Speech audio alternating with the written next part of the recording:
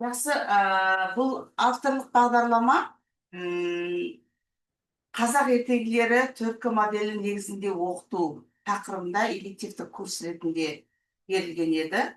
5 сыныпқа арналған элективті курс бағдарламасы аптасына 1 сағат, барлығы 34 сағат. Бұл авторлық бағдарлама 5 сынып оқушыларына арналған және қазақ халық ертегілерін төрткі модель негізінде оқыту арқылы олардың функционалдық сауаттылықтарын дамытуға бағытталған.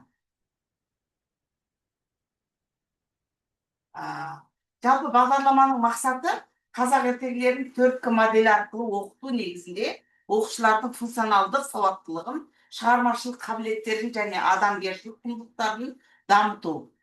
Бағдарлама мазмұны оқушылардың танымдық қабілеттерін жетілдірумен қатар ұлттық рухын ояту, құндылықтарды бойына сіңіру, өз ойын еркін жеткізу және шығармашылық тұрғыдан сыни ойлау қабілеттерін дамыту болып келеді. Жалпы 4К модель дегеніміз не? Сол туралы тоқталып өткім келеді. 4К моделі бұл 21-ші ғасырдағы білім беру бәсекесіндегі 4 негізгі дағдыны жинақтау. Яғни білім беру негізінде бізде сыни ойлау, шығармашылық, қарым-қатынас және ынтымақтастық деген 4 дағдыларымыз бар. Соны осы қазақ ертегілері арқылы оқушы бойына сіңіру болып табылады. Жалпы сыни ойлау бұл дағдыларын дамыту арқылы ертегі мазмұнын терең талдауға, негізгі идеяны ажыратуға баулу, мәселелерді талдау, ақпараттарды бағалау және негізделген шешімдерді қабылдау қабілеті болады. Коммуникациялық мәдениетті қалыптастырып, өз ойын еркін жеткізуге, пікірталас мәдениетін үйрету, өз ойын ашық жеткізе білу, яғни тыңдай білу және диалогқа бейім болу, диалогты жүргізу дағдысы. Одан кейін креативтік, яғни шығармашылық дағды. Бұл арттыру үшін ертегілер негізінде шығармашылық өнімдер, эссе, хат, сурет, комикс арқылы қойылым дайындауға мүмкіндік беру, стандартты емес шешімдерді ойлап табу, жаңа идеяларды, креативті тәсілдерді қолдану болып келеді. Коллаборация негізіндегі топтық жұмыс, ынтымақтастықтарды, өзара сыйластық пен ынтымақтасты дамыту, топта тиімді жұмыс істеу, ортақ мақсаттарға жету және өзара басқа оқушылармен байланыста болу, бірігіп ортақ шешім табу болып келеді. Оқушылардың функционалдық сауаттылығын өмірлік жағдаяттармен байланысты тапсырмалар арқылы қалыптастыру болады. Бұл 4 дағдыға байланысты осы қазақ ертегілерін қалай элективті курста пайдалануға болады, сол туралы беріледі. Жалпы бұл бағдарлама Қазақстан Республикасының білім туралы заңында жаңартылған білім беру мазмұны тұжырымдасымен Блум таксономиясы 4К дағдылар модель қағидалары негізінде жасалған. Яғни оқушының жаңа білім беру мазмұнындағы оқушының осы қазақ ертегілерін комикс түрінде, мультфильм түрінде, әртүрлі форматта оқушы бойына сіңіру. Бізде мысалы үшін қазақ ертегілерінің 3 түрі бар, білесіздер. Халық ауыз әдебиетінің бір түрі ертегілер, соның ішінде ертегілер өз ішінде 3-ке бөлінеді. Қиял ғажайып ертегі деп, жануарлар туралы ертегі және де шыншыл ертегілер, тұрмыстық ертегілер болып 3-ке бөлінеді. Сол ертегілерді оқушы бойына басқа форматта жеткізу. Яғни бала өзі ойлана білу керек, бала өзі тұжырым жасай білу керек, содан ынтымақтастықта жұмыс жасап үйрену керек. Әртүрлі дағдыны бойларына сіңіре отырып, осы ертегілерді нақты нәтижемен түсіну. Енді бұл 4К моделінде оқушыға ертектерді түсіндірген кезде біз оқушыдан қандай нәтиже ала аламыз? Ең бірінші оқушы бұларды ертегілердің мазмұнын түсіндіреді, құрылымын түсінеді және идеясы бойынша талдай алатын болады. Егер де 4К модель пайдаланатын болсақ, кейіпкерлерге баға береді, өмірмен байланыстыра алады, өз пікірін еркін дәлелді түрде жеткізе алады, шығармашылық және топтық жұмыс түрлеріне белсене қатыса алады, ұлттық рух пен адамгершілік құндылықтарды бойына сіңіре алады, ертегілердің мазмұнын жаңаша жаңғырта алады.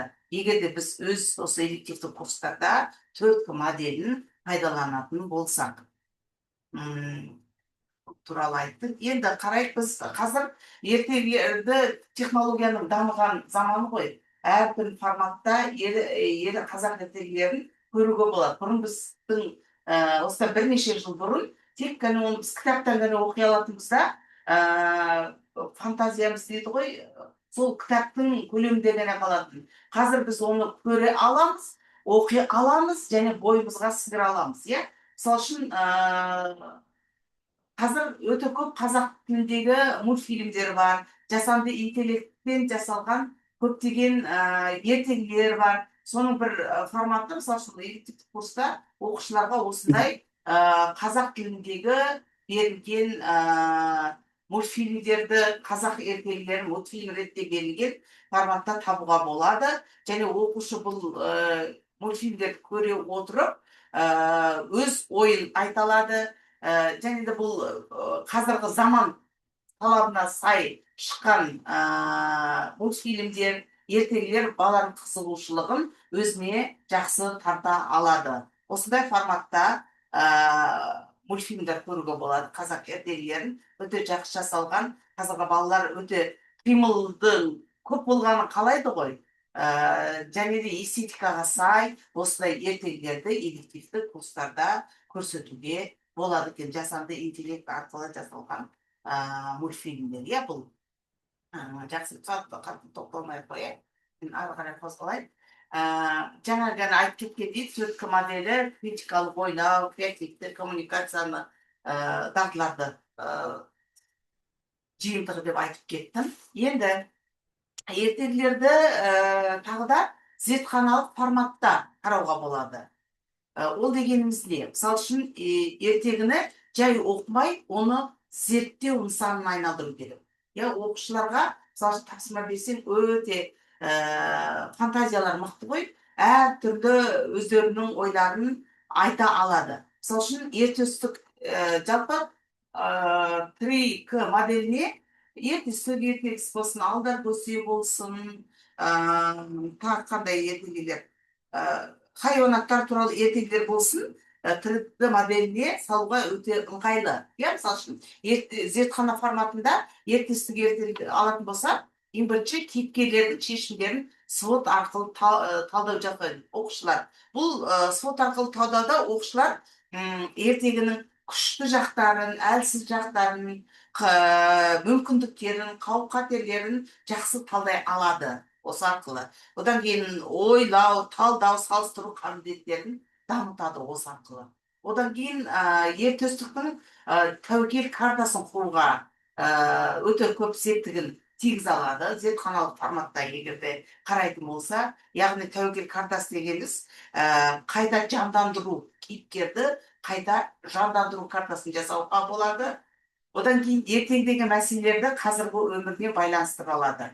Былай қарасақ, ертегідегі кейіпкерлер қазіргі кейіпкерлермен бейнесіне салыстыруға болады ғой. Мысалы үшін хайуанаттар туралы ертегі алатын болсақ та, хайуанаттардың адамдарға теңестіріп жатады, солармен салыстырып жатады. Батырларды қазіргі бір батырлармен салыстырып жатады. Яғни қазіргі өмірмен байланыстыруға болады ертегіні. Бұл тәсіл оқушылардың критикалық ойлауына және функционалдық дағдыларын дамытуға өз мүмкіндігін, көмегін береді екен. Зертханалық форматта өткізуге болады екен. Одан кейін тағы да бір ертегілердің жақсы 4К моделінде құруда, егер ертегіні бүгін жазылса деген жоба арқылы проект ретінде беруге болады. Егер ертегі осы заманмен жазылса, бұл ертегі қалай шығатын еді деген жоба ретінде, формат ретінде де болады. Оқушылар ертегіні 21-ші ғасырға кейінді. Мысалы, алдар көсені біз бұрындар оқыған кезде біреуді алдайтын, бірдеңені тапқыр, бірдеңені тауып алатын, сондай бір тұлға кейіпкер ретінде қарайтынбыз, иә, кейіпкер ретінде. Ал қазіргі балалар болса, алдар көсені заманауи стартапер ретінде қарайды. Яғни бұл бір жаңа инновацияларды, идеяларды табатын, жаңа технологияларды таба алатын, тәуекелге баратын, сондай бір кейіпкер ретінде алынады. Аяз би ертегісін алатын болса, бұл жерде әділ сот немесе блогер ретінде қарауға да болады. Я аяз би ертегісінде.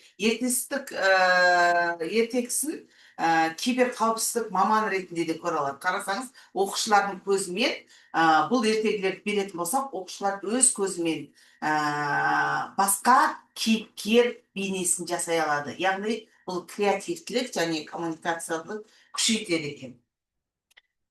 Жақсы, ары қарай ертегі соты дейді. Тағы да бұл элективті курста оқушылардың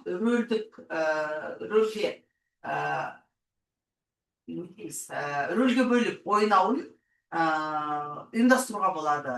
Мысалы үшін ертегі соты деп оқушыларды прокурор, қорғаушы, сарапшы, судья рөлінде беруге болады, және бірнеше сұрақтар беруге болады. Мысалы үшін Мұслан кемпірдің әрекеті әділетті ме? Прокурор тарапынан қандай шешім қабылдайсыз? Қорғаушы тарапынан қандай шешім қабылдайсыз? Сарапшы тарапынан, судья ретінде қандай шешім қабылдайсыз деген сұрақтар арқылы сабақты бір сахналық қойылым ретінде жасауға болады. Немесе шалдың шешімі дұрыс па, бала бұл жерде дұрыс жасады ма деген сияқты әртүрлі аяз би ертегі болсын, ертөстік болсын, алдар көсе болсын ертегілерде осындай оқушыларды пайдалана отырып сахналық қойылым,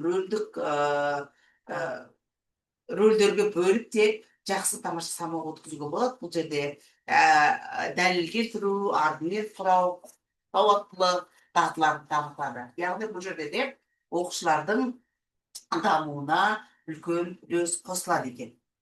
Артқа кеттік.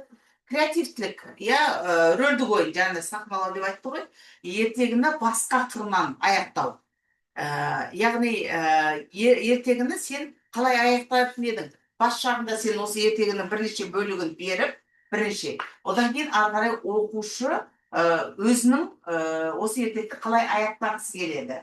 Бұны рөлдік ойынмен де жасауға болады, немесе өз ойын эссе ретінде де беруге болады. Комикс және мультфильм сценарийсін құрастыру дейді.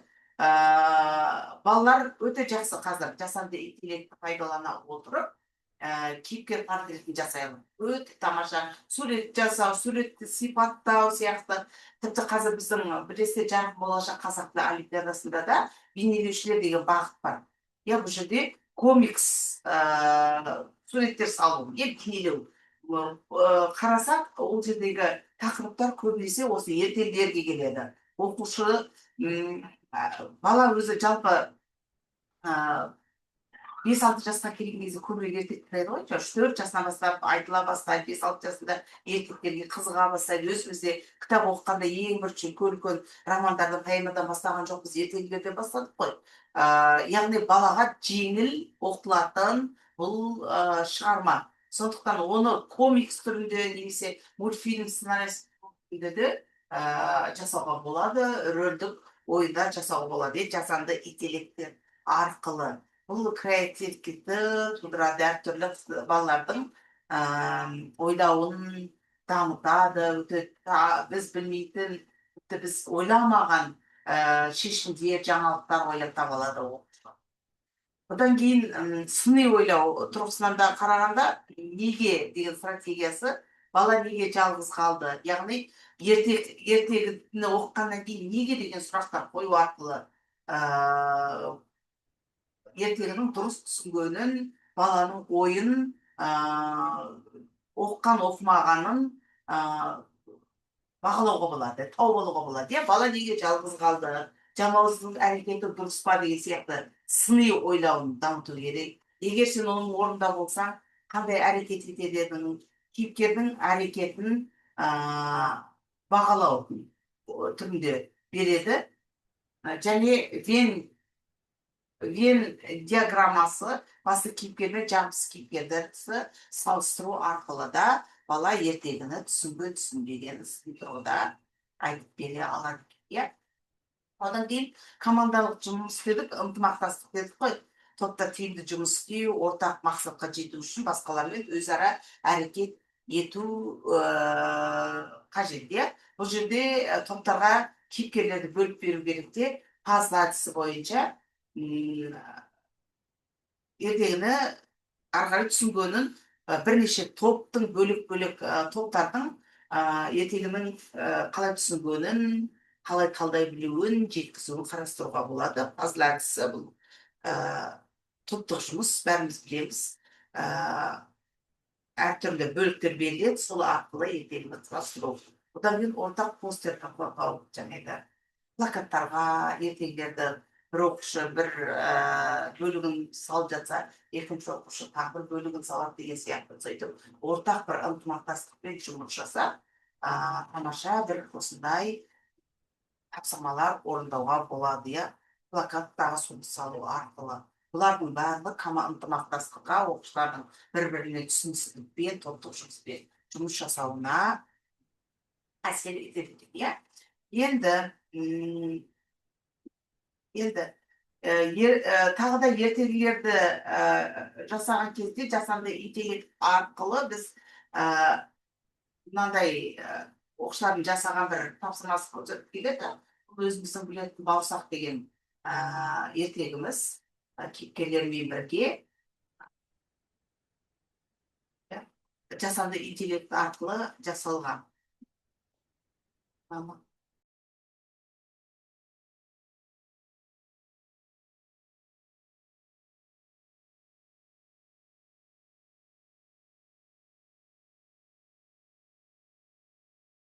Дауысы шықты ма? Осындай жасанды интеллект арқылы оқушылардың жасаған жұмыстары. Иә, бұл. Осы не бойынша? Қазақ ертегілер бойынша 4К моделінде тағы да қосымша тест жұмыстарын беруге болады. Және жасанды интеллект арқылы басқа да ертегілер өзің ойдан құрастыруға байланысты басқа да ертегілерді беруге болады екен. Енді қазақ ертегілері ұлттық мәдениеттің маңызды бөлігі.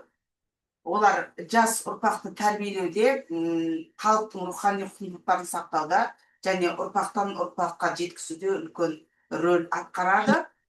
Халық даналығының көрінісі осы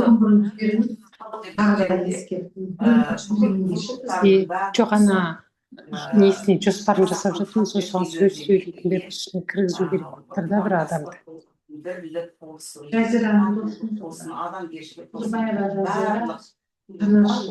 қазақ халқының ертегілерінде берілген. Қыздар, дауыстарыңызды өшіріңдерші, естілмей жатыр. Сұрақтарыңыз болса, саңыздар болады. Дауысым естіле ме? Иә, жақсы естіліп тұр. Микрофон бола ма? Саламат апай. Арайлым апай, дауысым естілмей тұр. Да, мен сөйлеп тұрмын. Естіле ма? Қазір мен телефоннан қосайыншы, себебі естілмей қалып. Бір минутқа.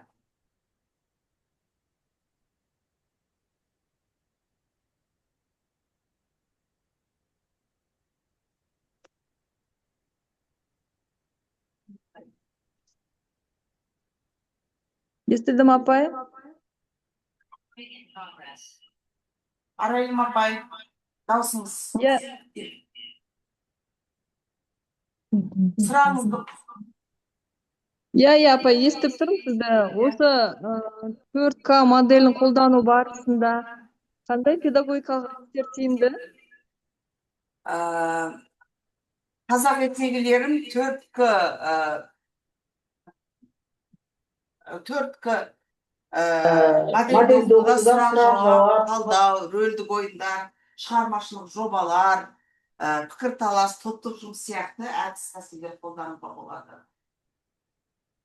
Олар оқушылардың ойлау қабілетін, одан кейін топпен жұмыс істеуді бірлесіп, коммуникация сияқты дамытулардың, бір уақытта дамуларына үлкен үлес қосады. Жақсы, түсінікті, рахмет. Дауыс естіліп тұр ма, саламатсыздар ма? Гүлназ ханым? Сұрақ қойсам бола ма сізге? Мен сұрайын дегенім, мынау сіз бойынша осы қазақ халық ертегілері оқушыларымыздың қандай құндылықтарын дамытуға көмектеседі деп ойлайсыз? Қазақ ертегілері оқушылардың адамгершілік, ұлттық, әлеуметтік танымдық құндылықтарын дамытуға үлес қосады. Жақсы. және де олардың тұлға ретінде дамуына әсер етеді. Біздің қазақи құндылықпыз ғой. Рахмет апай, түсінікті. Гүлназ апай, менің де бір сұрағым бар еді. Жалпы бұл бағдарламаның қазіргі білім беру жүйесі үшін бір маңызы бар ма? Маңызы қандай? Бұл бағдарламаның қазіргі білім беру жүйесі маңызы оқушылар тек қана білім алушы ғана емес, ойлайтын, одан кейін талдайтын, шығармашылықпен жұмыс жасайтын, іс-әрекет ететін, қоғамға тиімді қарым-қатынас жасай алатын тұлға ретінде қалыптастыруға бағытталады. Көп рахмет. Сәлеметсіздер ме, Гүлназ апай, менің де бір сұрағым бар еді. Бағдарламаңыз бойынша бағдарламаңыздың жаңашылдығы неде? Сол туралы айтып бере аласыз ба? Бұл бағдарламаның жаңашылдығы 21 ғасыр дағдыларын біріктіріп, оқушылардың ойлау, шығармашылық және бірлесе әрекет ету қабілеттерін жүйелі түрде дамытады. Рахмет көп. Сәлеметсіздер ме, бір сұрағым қойып жүрсем. Шығармашылық Эльмира апай, жұмыстарды дауысыңыз естілмейді сіздің.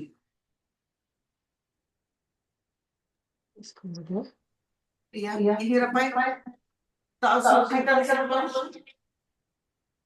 Шығармашылық жұмыстарды бағалау критерийлері туралы айтып жүрсем. Бағалау критерийлері идеяның жаңалығы, логикалық талдау, қиял мен мүмкіндік, топтық жұмысқа қатысулары бағаланады.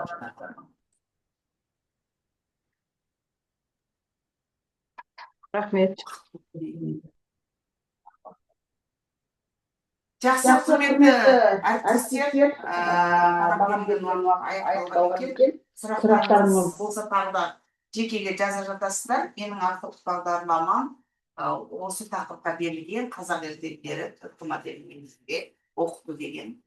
Тағы да сұрақтарыңыз болса, чаттан немесе жекеме жазып жасаңыздар болады. Рахмет. Рахмет апай, сау болыңыз.